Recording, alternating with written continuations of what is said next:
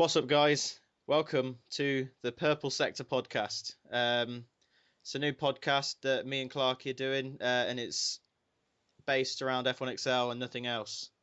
So, say hello, Clarky. Hello.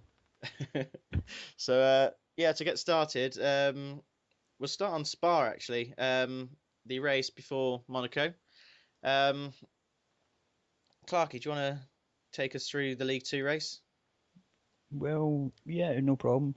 From what I can gather of Spa, it was a lot different this season compared to last season. Last season was an all-dry race, and the only controversy they had was a safety car glitch where Mr. Tazo ended up lagging back a few places.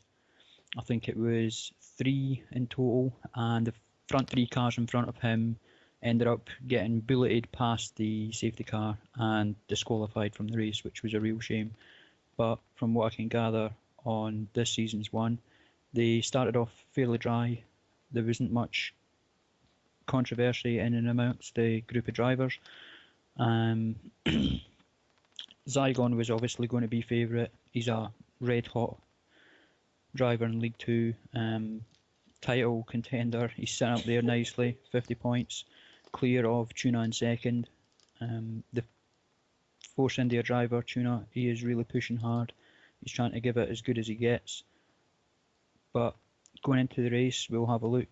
By the looks of it, there was a few hold-ups through drivers, keeping people behind. I think Tuna was kept behind Tazo in his famous Tazo train, which then gave Zygon a comfortable lead. The track sort of, I don't know, might have been taking a bit of wear on a few drivers, a bit of concentration lapses. I know from footage that I had seen, Nick had a little bit of trouble, but he spurned on and got up there to 7th or 6th.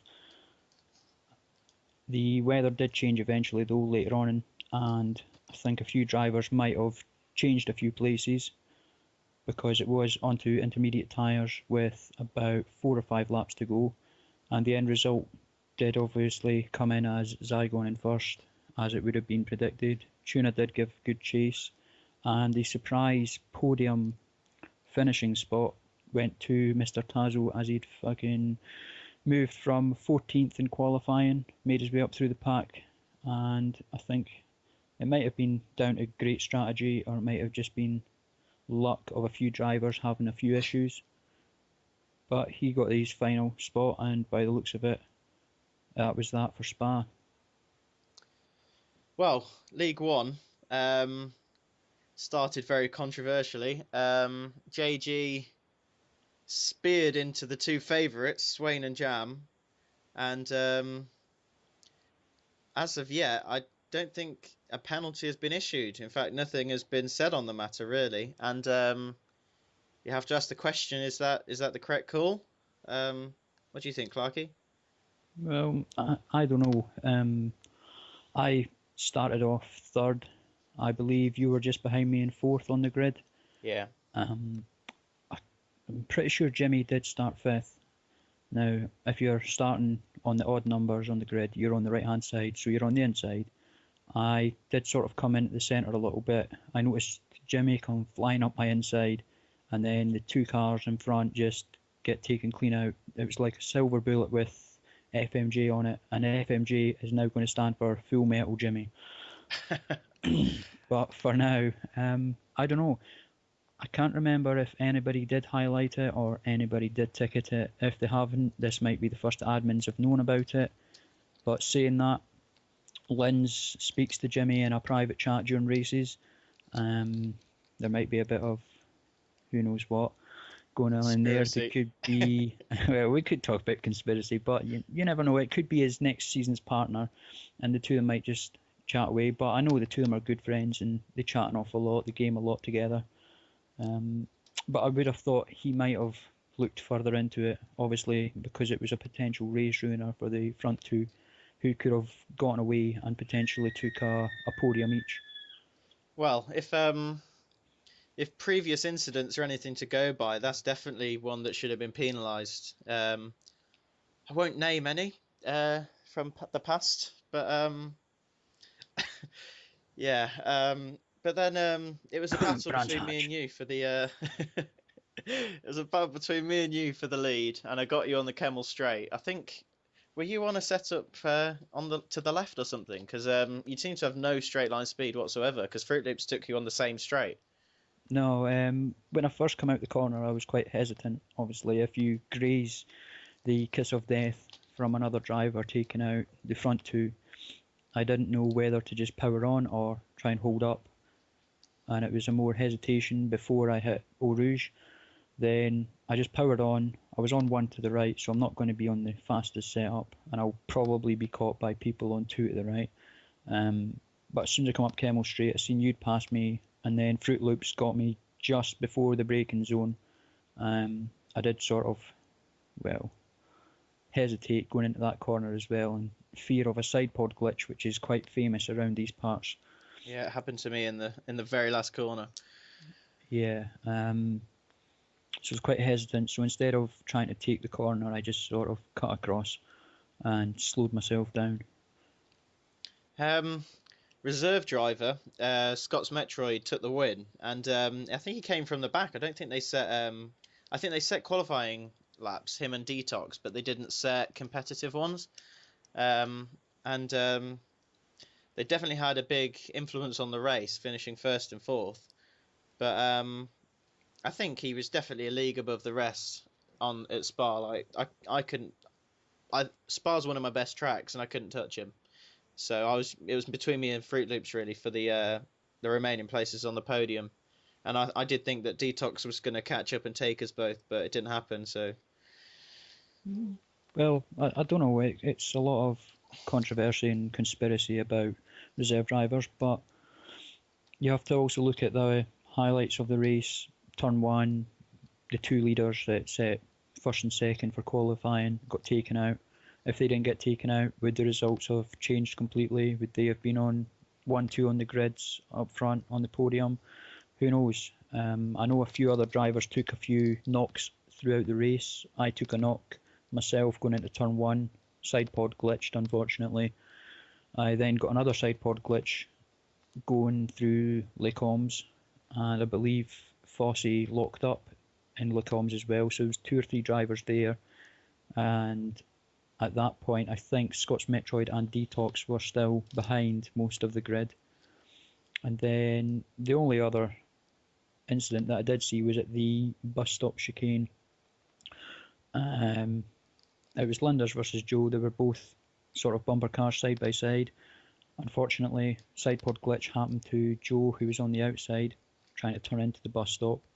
But it's live and let learn. Both knew what they were coming up towards. If one had yielded, they both would have got round. DRS straight is just there, so it's just one of the incidents. But if you take everything into account, would Scott's Metroid have really won? Who knows? If it was a clean race, it would have been fun to find out. I I, I think he had the pace to do it. Um, he was flying, so and I think I may have had the pace to maybe compete with Jam and Swain, but yeah, I'll never find out really. So I mean, I know in practice, but I don't know if Jam was sandbagging. So maybe I was off the pace. I don't know, but I had a bad quali. I know that much. But what you're saying about the bus stop chicane, yeah, I normally between the incident between me and Fruit Loops, normally in that situation I would have given him the place because I knew I would have got DRS, but it was the very last lap, and I held my line, and I did turn in a bit too early, and side pod glitched off, but he did let me back by, which I thought was incredible. Really, I was really That's grateful for that. that is incredible sportsmanship, and hats off to Fruit Loops for doing that. Yeah, yeah. I think I've tried to thank him as much as I can, but it's rare to see that kind of thing, isn't it, nowadays? So Well, it certainly is, yeah.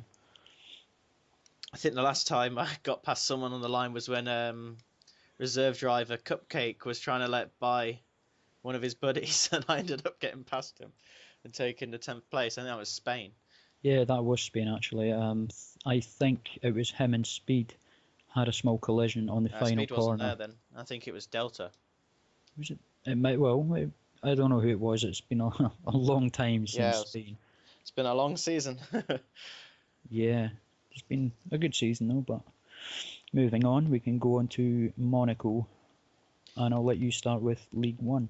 Um, well, it was an eventful race to say the least. From what I saw, I got a decent start. I think I got alongside Jam, but then he managed to keep the place. But then going up towards Casino, Jam and yourself, the two Red Bull drivers, collided, and that allowed me past yourself, and I think you ended up spinning out. Um, and did you then affect Fruit Loops race? I'm not 100% sure. I wasn't looking behind me when I come up towards the top of the hill in Monaco and come around towards Casino Corner. I did take a knock, and then I either got sidepod glitched or the car just spun out. But I did try and 360 to get myself facing the right way as quick as possible and take off, rather than being right at the back and 10-second gap between me and the back marker, ruining my race. Well, not really ruining it, but making it more of a dawdle round where I have to sit and hope that a few people crash out or incidents happen ahead. And I didn't really want to do that because Monaco's a tough enough track. I have great respect for many drivers on the track and in the league, and I just wanted to see what happened. But as far as I'm aware, I did come out the 360 spin, head down towards the hill, and I think Fruit Loops was behind me at the point. And I don't know if it was either myself or somebody behind him that had given him a knock, or I broke too early, that either lost him a part of his wing or maybe his full wing. Only Fruit Loops will be able to tell us about that. Yeah.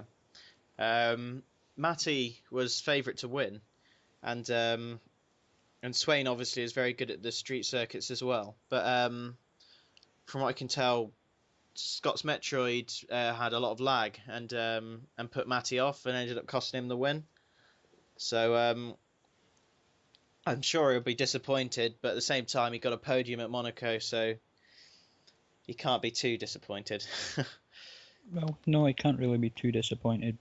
The two Williams drivers were phenomenal. I believe Swain near enough lapped anything up to fourth place through Jeez. Monaco, which was an outstanding drive. And he didn't look as if he was letting up, even though he was lapping people.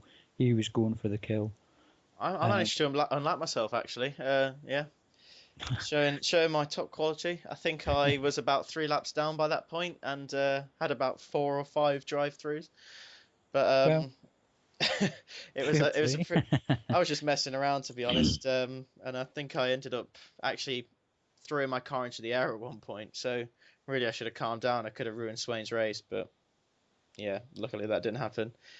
You could have done, but no. There was a bit of controversy with the driving. There was a bit of teleporting between cars. It's as if you would pass somebody and you think, yes, I've passed them, I can concentrate on what's ahead the corner. And then out of nowhere, the car will just appear in front of you again. And then it'll disappear as it takes the corner. And it'll be up the road again. And you're thinking, well, where are you really? I don't know if I should be braking or anything. And I think it did put Matty off a little bit. But ultimately, he got his podium. He can't really be too disheartened by it. Yeah, He's top. Well, I believe he's third in the standings now with a better point advantage. So I would take the podium and just get on with the next race, really. yeah. A similar thing happened to me at Japan with speed. I don't know if you saw my highlights, but I kept on getting past him on my screen for him to then just reappear in front of me. And I think that cost me the second place, to be honest. I don't know, I couldn't remember seeing many. There's Oh yeah, lots I of remember highlights you were from too lots far of ahead to drivers. see any of that stuff. Oh, it was only 10 seconds. It was not like I was really running away with it. I did ease off a bit, but Japan's been and gone. But there is a fair few issues with a fair few drivers regarding this sort of lag, ghosting, teleporting chemistry thing. But it's just got to be taken track by track. Yeah. In League Two, that was a very controversial race too. Started in the rain. Um, a lot of focus has been on Thunderstorm, the reserve driver this weekend, and there's been a lot of negative comments on the site Yeah, from what we've both seen on the site, Thunderstorm put up a thread himself. I think it's more out of frustration. He's a reserve driver. He's not the quickest in the pack. I believe a dogfight for the slowest in League Two would be between F1XL Keith, Mikey Boy, and Thunderstorm. Now, fair enough, he's not exactly the quickest, but if there's a space for a reserve driver, he's more than entitled to go there. From what I gathered, he did try and move out the way for a few people, and on Monaco, it's not the easiest thing to do. It's a small track, it's quite tight. There's not enough room at points for two cars to be in the same section, but fair play to him. I did receive a, a private mail from a member on the site because I did try and stick up for him in the thread before it was cleaned about how frustrating it can be for people. He's entitled to his opinion and that sort of thing. But as I said in the PM in the reply to him, when I got asked why I've been sticking up for him and that I don't get to see what goes on in League Two, obviously not, because I'm a league above and I'm racing at the same time, so I can't really see what goes on in League Two. But if half of the stuff that goes on in League Two regarding Thunderstorm that has been said in the PM is true, then why hasn't the driver been told he's not racing until he improves, or he's not racing at all? I remember back last season, Tomarito, he only lasted 2 or 3 races at max because of his incidents, and he was kicked. Now, if he's anything as bad as Tomarito, why isn't he gone? And I did highlight that back to the driver. I've had nothing back. But as I said, as we both know, Monaco's really tight. Well, I talked to Thunderstorm quite a lot off the site, and from what I can tell, he does know that he's not got the pace to be up there, but I think he is really trying to move out the way. But obviously, in tracks like Monaco, it is very difficult to do that. It's hard enough getting two cars side by side as it is. So, Yeah, um, I think there was an incident where he was actually moving out the way of for Taff, and then Goldie went into him, or something similar to that, and stuff like that. And it's just obviously in the heat of the moment, like when you're racing, it obviously it's extremely frustrating. But I think you do have to see it in Thunderstorm's eyes. Like he knows he's not got the pace, and he's trying to get out of the way, but sometimes he can't do that. And at the moment, he's just trying to use every time he has on track to try and prepare himself for season 5. yeah, that's true. And Thunderstorm, I know you'll probably be listening if you're ever needing the help. I'm pretty sure Alex, myself, Matty, or maybe one or two other people on the site will be more than happy to try and help you in any way through any tracks to help improve your speed. I know Alex and Matty have been working with you with setups and assists, what ones you should try and keep on, keep off, whatever you feel comfortable with. So just keep at it, buddy. But there was another incident at Monaco you never picked up on. Turn 1, the infamous turn 1 on any track. Goldie, he was like JG, the flying bullet. I did see a photographic evidence. It seemed as if he just steamrolled in and that he was just taking a straight line and it was just a drag race. But we all know that Goldie's not like that, so it's one of the things. It's just a small track, a little bit of heat, Yeah, lack of concentration. Who knows? yeah. So Tuna took the win in League Two, and I think that's his second of the season, is it not? It might well be second of the season, I but think he won in Spain. I think it was Spain that he won his first, and that was a long time ago now. the bigger point to it though is that Zygon did not finish because Zygon was a fair chunk through in the lead for the title for League Two, and now Tuna has managed to bring that deficit down a fair bit with a massive 25 points, and I believe there's a 50 or 60 point margin between the two of them at the top of the table, and there's 75 points up for grabs starting this weekend at USA. Yeah, at the moment, Zygon's on 281 points, and Tuna's got it to 217. So if Zygon has more bad luck, Tuna can still do this. It is going to be very difficult, but it's not impossible. Keep the faith. I think that's more of a Fernando Alonso kind of mentality, isn't it? Don't give up until the last race. No, very true. Never give up whenever you're losing, regardless of how bad it could be. Till it's mathematically out of the way, don't give up. So then the there was an announcement today about the rules for season 5 that Linda's put up, and the safety car is going to be back for season 5, but it's going to be left off for the rest of this season. What do Yes. you think of that, Clarky? Well, we both know that the safety car was taken off because it was a conspiracy and more of a theory to that if the safety car was on, people were seeing more and more ghosts. It was tested at Abu Dhabi, and that's where we had the All Star race, and there was a lot of ghosts being shown. There was a desync at the All Star race, and a lot of people were wondering this. When we prompted the safety car off to start with, the main people having the issue, such as Zygon, he was seeing a safety car either every race or every second race. And when he done Abu Dhabi practice with the safety car off, he didn't see a single one. This was before the latest patch that Codemasters have done, and it was great to see that there was no ghosts, there was no issues, and people could get on with racing it then. The patch has been done, the safety car's been on, the safety car's been out. It was out at Monaco, and there was no issues, but at the end of the day, if the admins and the staff at F1XL feel like it's best that it's left off and put back on at the start of a new season rather than constantly changing rules every so often, then that's fine.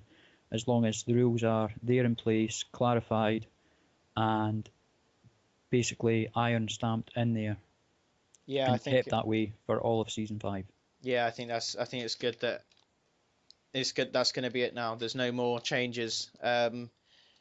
The game seems to be kind of fixed now, so we shouldn't see those sort of problems again. I remember I was actually spectating the All Star race, and a few cars actually got let past the safety car. The leading cars got went through the safety car and managed to just drive away. So Yeah, crazy, but I don't think that's going to happen anymore. So hopefully season 5 safety car on, should spice the racing up a little bit, and yeah, looking forward to that. yeah, Next, the what else was in the rules? Tickets. The ticket system's going to be reviewed. I think yes. that's good. Well, it's good, but on the other hand, it's not so good as well. I remember when I was staff, season 3, before the ticket system was implemented, if drivers were wanting to complain, they would complain to an admin, and sometimes it wouldn't get passed around to every admin. There was no threads made saying this is the incident, here's the copy and pasted PM from X member about X member, um, and there was basically no communication. Sometimes people were going days without being told what was going on, no clarification as to what's been done, if people were getting a race ban, a qualification ban, points taken on off them, just the race just being told, look, whatever points you got, you're not getting, everybody's been moved up a place from underneath you or anything like that. So when the ticket system was put in, I believe it should just be left there because it's there for every admin to see. As soon as a ticket goes in, every admin will get that notification in the notifications box. Every admin can see it's being dealt with, and that way there's no miscommunication in amongst the field because there is an admin box inside the ticket system for the admins to sit and chat. And once they've come to a decision in that box, they can then go to the original box and they can reply back to the member that's made the ticket. And in my eyes, that's probably the best thing to keep, especially with the amount of incidents that's going on. Next season, we're going to have 3 leagues.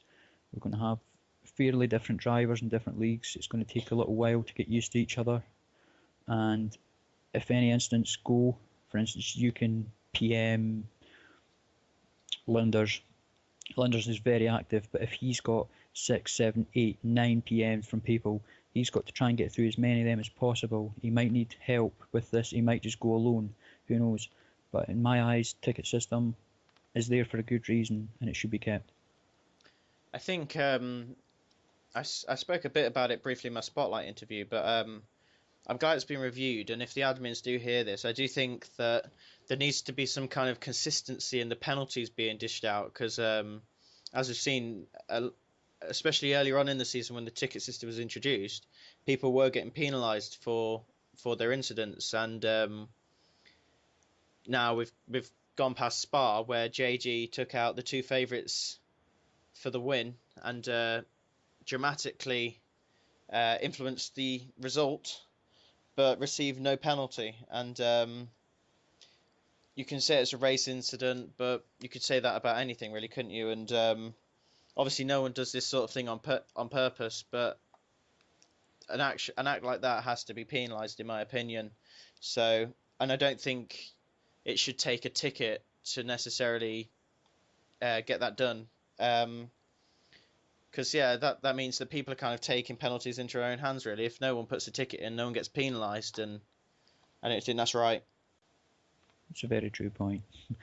But who knows? It's up to the admins what they want to do. I know I used to be ex-staff, and there was a few incidents that were maybe more lenient towards. It's not because of favouritism. It's just sometimes you just want to get on with the race, and I know the staff, they just don't want as many incidents. They don't want as many complaints. They just want people to get along, respect each other, respect on the track, and just enjoy racing. I enjoy my racing wheel to wheel with people more than anything. I don't care about positions as much. I just enjoy the battles that you have, the little adrenaline rushes that you get, if you wish. I know it sounds stupid because it's a game, but you do get a small bit of adrenaline rush when you go in towards a corner with somebody, and it's just, it gets the hairs on your neck standing up.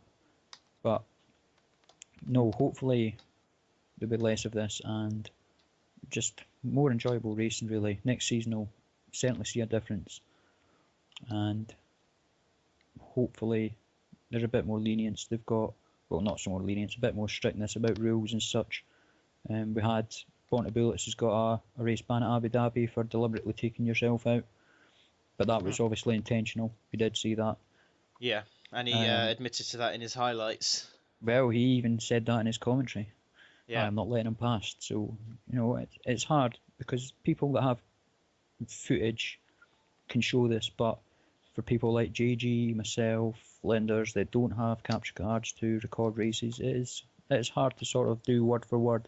Yeah, I think it was good when they actually made a thread after the incident was solved, explaining this is the incident, this is the action we've taken, and that kind of thing. And especially now more than ever, because the amount of new drivers we've got in to kind of send a message that we're not going to tolerate this kind of thing going on track, and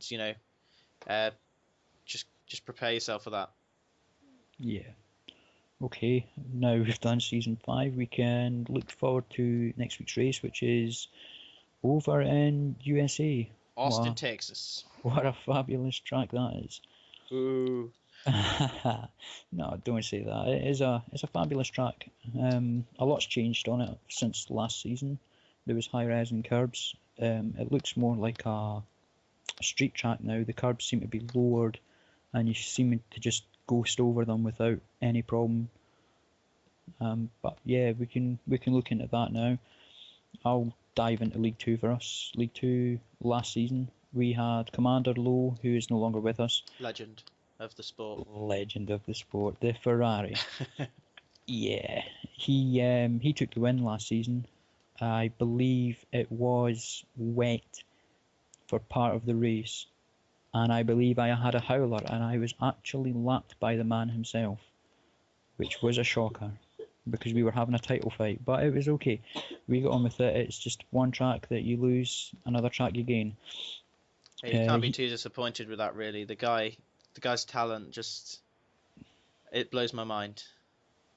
Well, you can say talent, I'll say arrogance. I would more or less say he was a Vettel, but hey, who knows?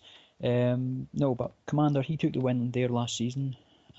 Surprisingly enough, believe it or not, there was one driver I wouldn't have suspected to be second, based on the fact that he wasn't looking all that pacey. He wasn't looking as if he'd be a podium contender last season. He was getting to grips with the game. He was slowly finding his feet, but Justin got himself a second place, and he's an American, so he wanted to win this, and he was chasing like mad throughout the whole race. His home Grand Prix.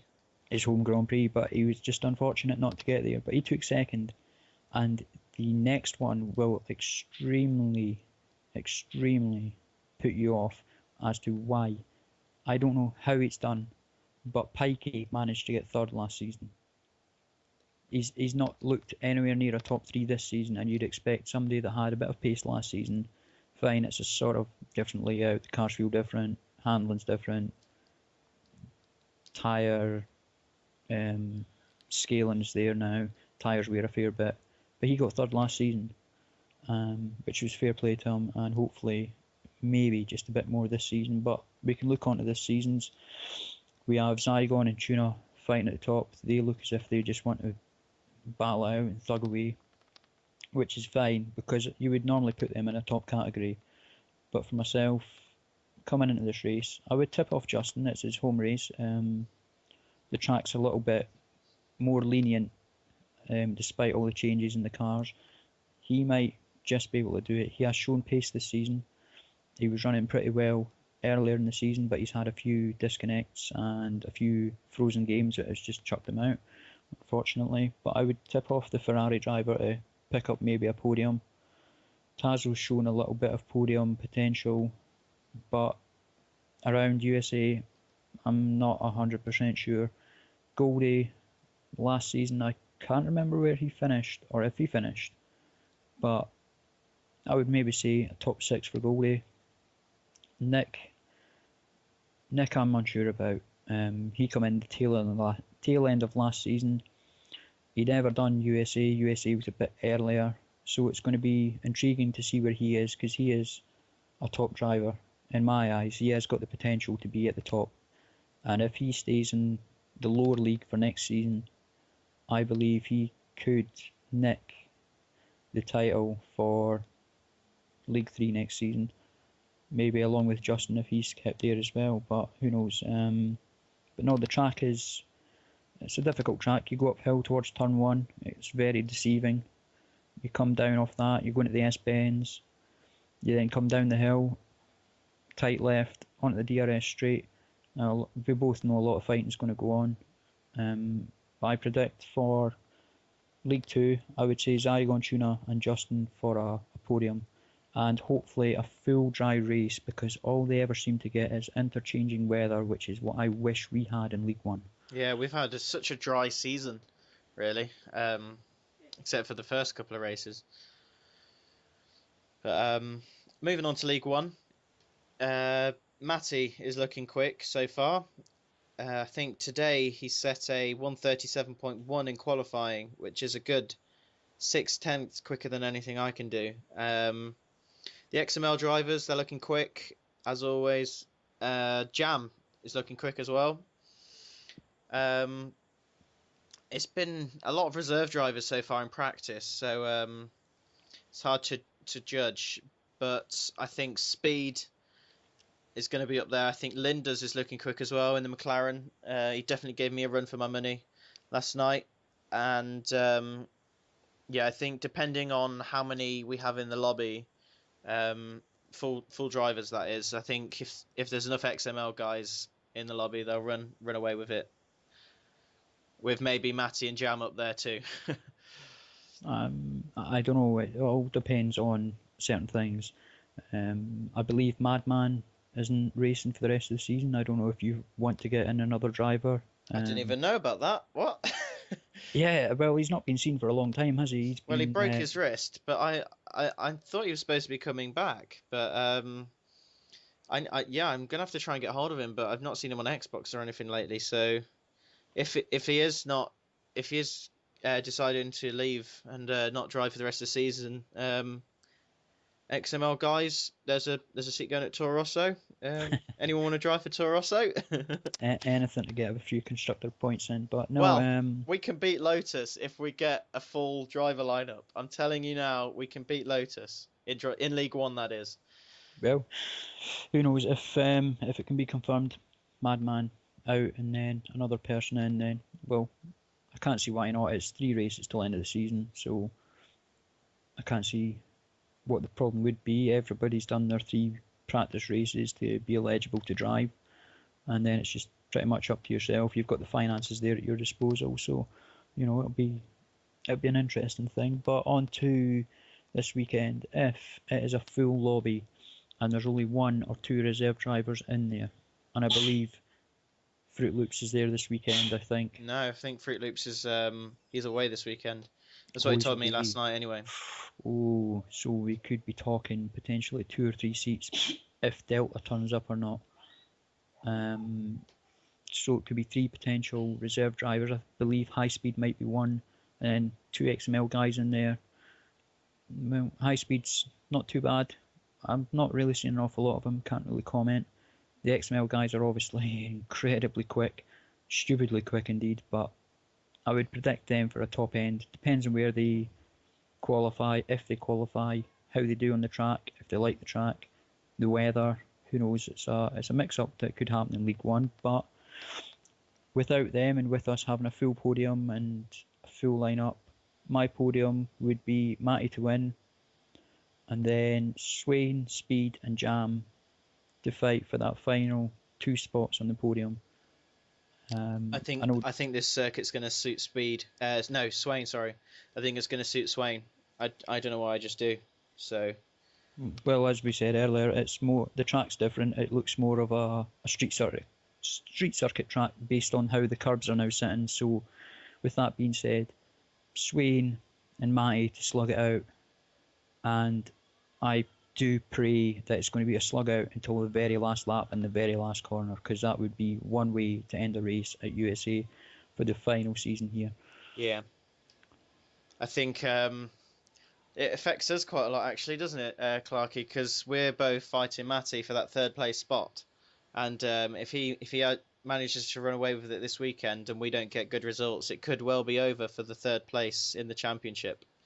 Um, he could start to pull away. I know China and Bahrain, the races afterwards, and I don't know about you, but I'm not really good at any of those tracks, so it's gonna be a hard fight to the end now. Well, it's going to be a hard fight. Matty's got the advantage over yourself, and I think he's got a 12-point advantage over me. If he does run away with it at USA, fair enough. He's worked his bollocks off this season. He is showing how extremely quick he has been. But I don't mind China. I don't mind Bahrain. If I put the practice in, I could be potentially just as quick as him. But the main point being is, if he was to take the win here and I was to take minimal points, 1 or 2, there's a 20-point gap.